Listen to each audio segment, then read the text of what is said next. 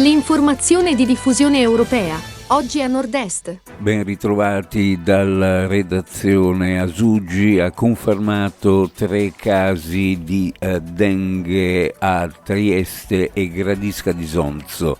Si tratta di casi importati contratti da cittadini di rientro da aree endemiche all'estero e non collegati tra loro. L'azienda sanitaria ha attivato i protocolli di sorveglianza previsti dal piano regionale. Data la stagione, non si procederà alla disinfestazione straordinaria contro le zanzare, solitamente riservata ai mesi estivi. Furto con vandalismo ai danni dell'associazione calcio Leon Bianco di Cormons. Ignoti hanno fatto irruzione nelle strutture di via Gorizia mettendo a soqquadro la sede e il chiosco, un bottino magro per i ladri che si sono dovuti accontentare di pochi spiccioli ma che hanno portato via materiale tecnico, tute e generi alimentari. Sull'episodio indagano le forze dell'ordine. Trieste si conferma capitale internazionale della creatività con l'ITS Contest 2026. L'assessore regionale Alessia Rosoleni, intervenuta alla premiazione, ha definito l'evento un modello di avanguardia capace di unire radici locali e respiro globale. 10 i giovani designer premiati da oltre 700 candidature arrivate da tutto il mondo, a conclusione di una residenza creativa che ha trasformato la città in una vetrina per i talenti della moda.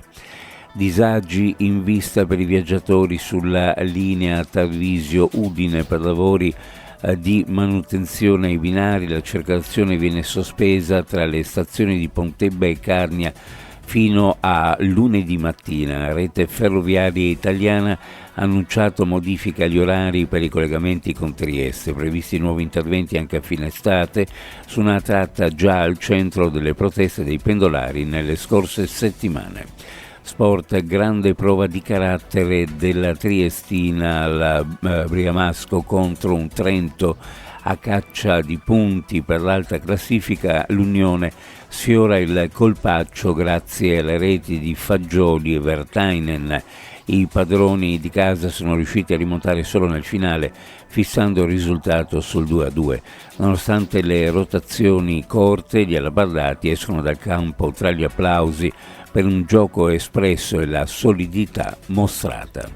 In chiusura uno sguardo alle previsioni meteorologiche per la giornata. Sulla nostra regione cielo variabile, in giornata cielo in prevalenza nuvoloso, sulla zona montana dal pomeriggio e soprattutto in serata e nella notte successiva possibili piogge sparse deboli o moderate e possibili nevicate oltre gli 800.000 metri. Sulla costa probabilmente in serata riprenderà a soffiare bola moderata.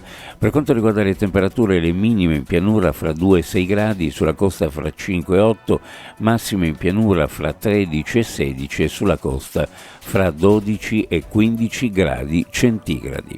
Previsioni a cura di ARPA e FVG Meteo. Ed è tutto per il momento con l'informazione, grazie per averci seguito, a più tardi.